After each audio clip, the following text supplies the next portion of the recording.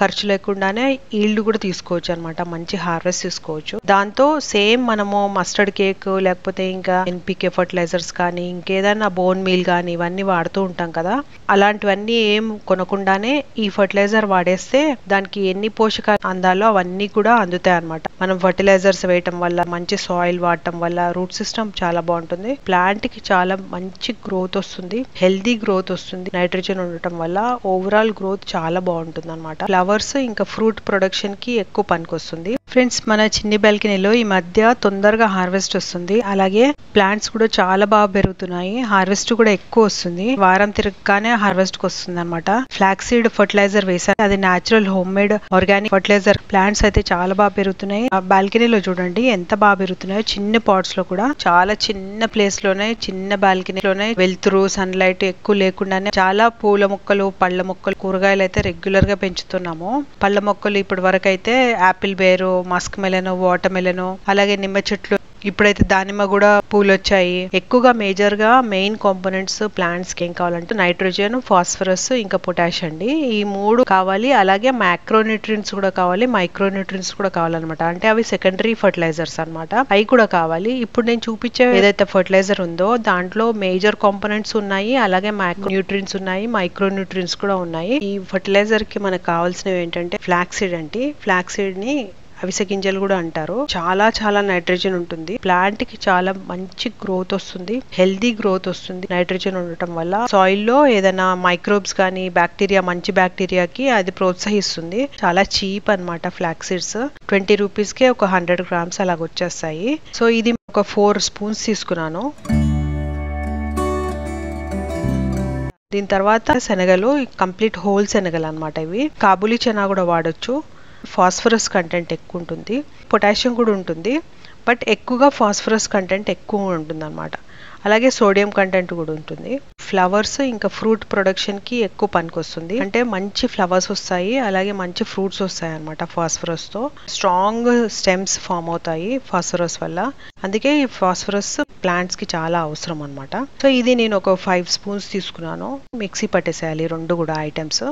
Almost ఒక soft powder లాగా చేసేసుకోవాలి. దీని తర్వాత బెల్లం తెలుసు కదా, మామూలుగా వాడే బెల్లము. ఈ బెల్లము నల్ల బెల్లం అయితే బాగుంటుంది, అంటే పాత బెల్లం ఉంటుంది కదా ఆ బెల్లం అయితే బాగుంటుంది. బెల్లం వచ్చేసి 1 స్పూనే తీసుకుంటాను. బెల్లంలో ఏముంటుందంటే పొటాషియం ఉంటుంది. పొటాషియం ఏం చేస్తుందంటే డిజీజ్ రెసిస్టెంట్ పెరుగుతుంది, అలాగే ఆక్సిజన్ ని, కార్బన్ డైఆక్సైడ్ ని బాగా యూటిలైజ్ చేసుకుంటుంది. ఫ్లవర్స్, బడ్స్ ఇంకా అలాగే ఫ్రూట్స్ ఇవేవి కూడా దానికి పురుగులు రాకుండా, డిజీజెస్ రాకుండా, కొత్త కొత్త లీవ్స్ కి, రూట్స్ లో కూడా డిజీజెస్ వచ్చి అటాక్ అవుతూ ఉంటాయి కదా, మీలీ బగ్స్ కానీ లేకపోతే ఇంకేమైనా ఫ్లైస్ కానీ, బ్లాక్ ఫ్లైస్ కానీ అలాంటివన్నీ అటాక్ అవుతుంటాయి కదా, అవన్నీ కూడా అది అటాక్ కాకుండా ఇది పొటాషియం కాపాడుతుంది అనమాట. అలాగే ఫాస్ఫరస్ కూడా ఉంటుంది దీంట్లో కాల్షియం ఉంటుంది, మెగ్నీషియం కూడా ఉంటుంది అనమాట. 4 స్పూన్స్ మనం ఫ్లాక్స్ సీడ్స్ తీసుకున్నాం కదా, 5 స్పూన్స్ చనాదాలు తీసుకున్నాం. దీంట్లో 1 స్పూన్ మాత్రమే బెల్లం తీసుకుంటున్నాము.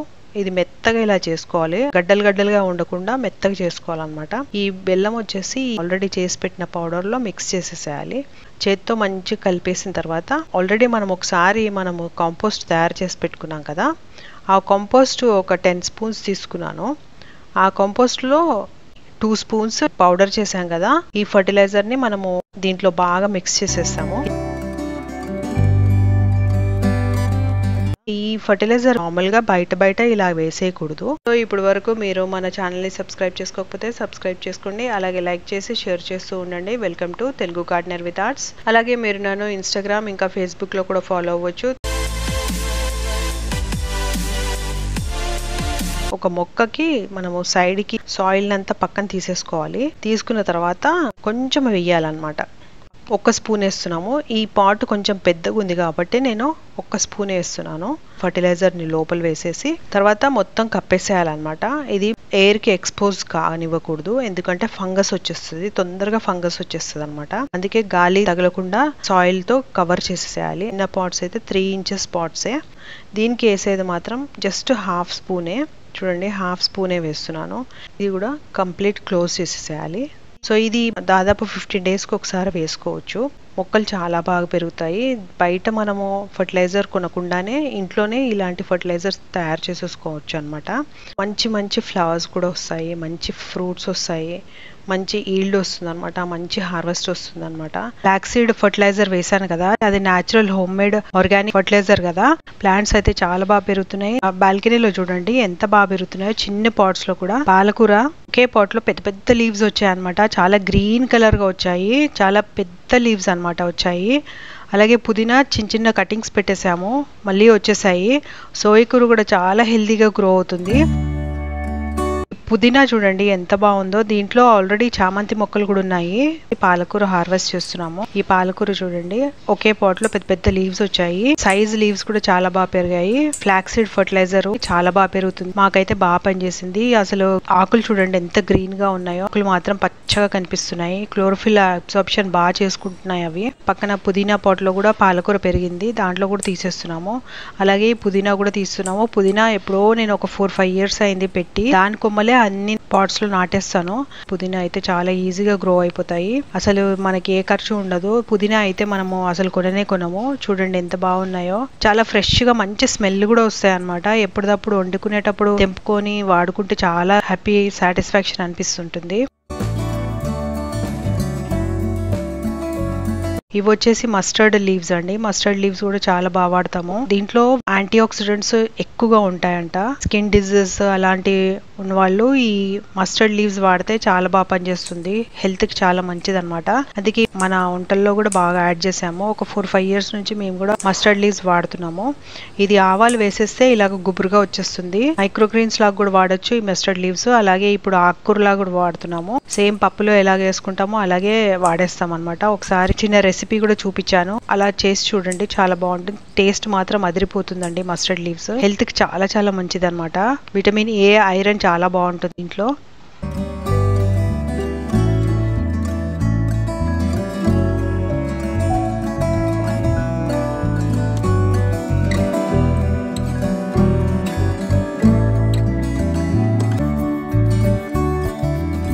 నెక్స్ట్ వచ్చేసి తోటకూర మేము స్టెమ్స్ పెట్టామన్నమాట. స్టెమ్స్ మనం మార్కెట్ లో మనం తోటకూర కొంటాం కదా, దాంట్లో ముదిరిపోయిన కొమ్మలు ఉంటాయి కదా, అవి కొంచెం కట్ చేసేసి ఇలా పెట్టేస్తే ఇప్పుడు చూడండి ఇంత బాగా పెరిగిపోయాయి. ఇవన్నీ అసలు ఒక్క ఆకు కూడా లేదా స్టెమ్స్ లో అప్పుడు పెట్టినప్పుడు అనమాట. ఇవి మళ్ళీ ఫ్రెష్ గా వచ్చిన ఆకులు చూడండి ఎంత హెల్దీగా ఉన్నాయో.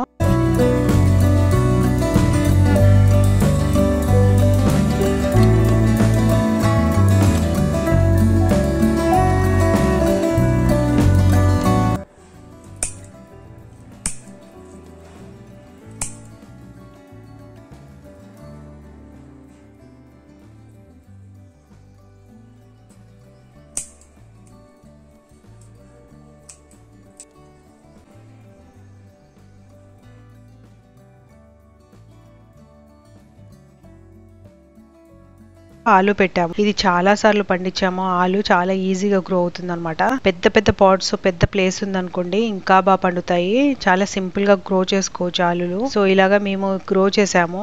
కొంచెం గ్రీన్ కలర్ లో ఉన్నాయి. అవి మట్టి వేసేస్తే గ్రీన్ కలర్ ఉండవండి.